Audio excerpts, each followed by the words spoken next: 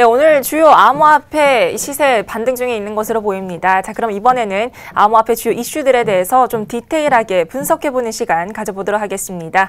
아시아경제TV 한치호 논설위원 나와 계십니다. 네, 위원님 안녕하세요. 네, 안녕하십니까. 네, 오늘 이슈 살펴보도록 하겠습니다. 네. 첫 번째 뉴스 그렇게 뭐 기분 좋은 뉴스는 아닌데요. 그렇죠. 뭐 암호화폐를 미끼로 사기 사건이 발생을 했습니다. 자, 이번에는 좀 어떤 부분을 주의 깊게 봐야 될까요? 이런 사기 사건이 발생되는 게 우리 암호화폐 발전에는 전혀 도움이 되지 않고 있죠. 네. 네, 대구지검에서 발표한 뉴스인데요. 네. 다단계 형태인 M코인을 구매를 권유하는 다단계 조직이 생겼답니다. 근데 이게 중요한 게 M코인이라는 게 현금화가 가능해야 되는데 네. 현금화가 어렵다. 그런 문제가 돼 있고요. 130만 원씩 가입금을 낸 사람들한테 또 사람을 모집해오면 또 수당을 주는 그런 다단계 전형적인 형태를 보였다고 하는데요. 네. 여기서 우리가 보아야 될 점이 범죄단체 조직 혐의를 지금 현재 검찰이 적용을 했어요.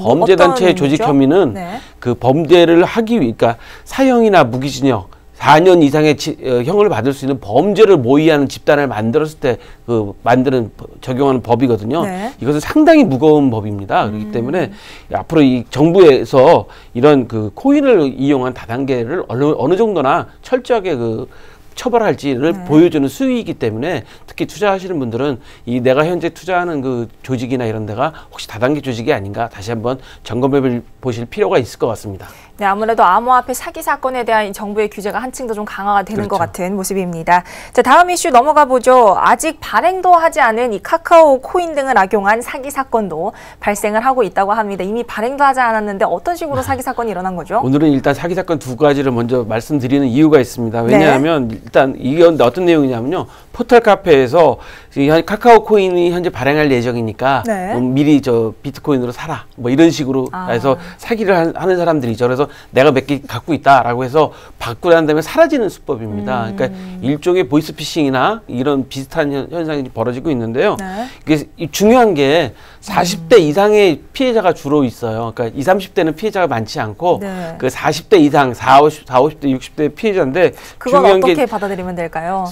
이게 왜 그러냐면 익숙치 않으신 거죠. 그렇죠. 네, 40대 네. 이상은 익숙치 않고 20, 30대는 이미 코인 거래하는 거 익숙한데 그런 게 이제 속아 넘어가지 않는다는 거죠. 네. 그래서 피해자가 사실 몇 명이 될지 정확하게 추정을 할 수가 없습니다.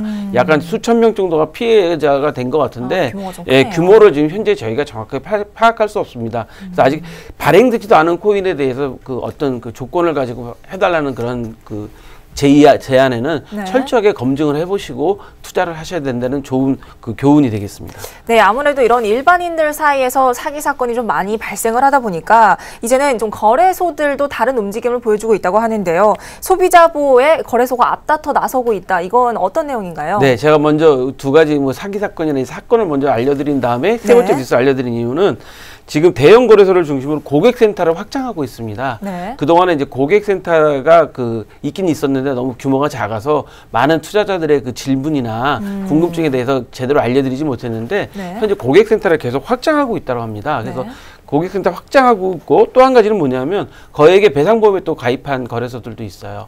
제가 이 특정 거래소를 말씀드리지 않는 이유는 혹시라도 광고가 될까 봐 말씀 안 드리는 건데 거래소들이 이제 이 해킹에 대해서 보안에 대한 배상보험을 가입을 해놓는 거죠. 그래서 투자자들이 안심하고 투자할 수 있도록 해주는 그런 조치도 취하고 있고요. 그다음에 앱에 대한 보안성 강화 조치도 하고 있어서 정확하지 않으면 이제 거래가 안 되게끔 그렇게 만들고 있습니다. 그래서 이 두 가지 사기 사건을 만들면서 세 번째 거래소의 소비자 보호 이야기를 말씀드린 이유는 안심하고 거래할 수 있는 곳에서 거래를 해야 된다. 네. 그래야지 소비자들이 보호를 받을 수 있다. 여기서 말하는 소비자는 투자자들이니까요. 그렇죠. 투자자들이 안심하고 거래를 하시려면 이상한 말에 현혹되시지 말고 믿을 수 있는 거래소를 이용하시는 게 좋겠다라는 걸 좀 교훈으로 좀 말씀드리고 싶어서 오늘 앞에 사기 사건 뉴스 먼저 넣었습니다. 네, 투자자 여러분들도 이렇게 거래소가 정보 제공을 많이 하는 만큼 좀 잘 알아보고 투자를 하시면 좋겠습니다.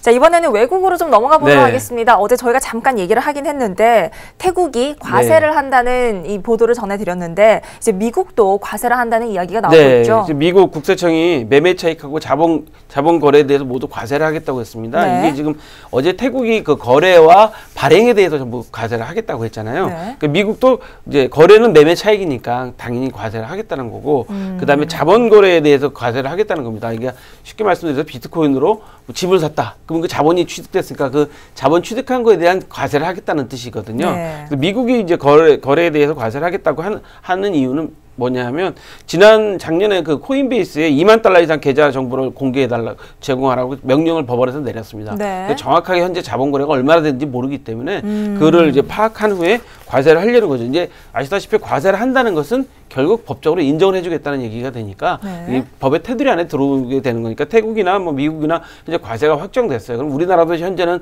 아직 발표하지 않았지만 과세는 거의 확정한 방향으로 가고 있다고 합니다. 그러니까 세금을 내게 된다는 거는 거래가 앞으로 합법화되고 좋아진다는 징조라고 보시면 되겠습니다. 네, 아무래도 규제 당국에서 이제 좀 합리적인 규제안을 그렇죠. 내놓고 있는 것 같은데요. 투자자 여러분들이 좀 안심하고 투자할 수 있는 환경이 하루빨리 조성이 됐으면 좋겠습니다. 네, 오늘 한치호 논설위원과 함께 얘기 나눠봤습니다.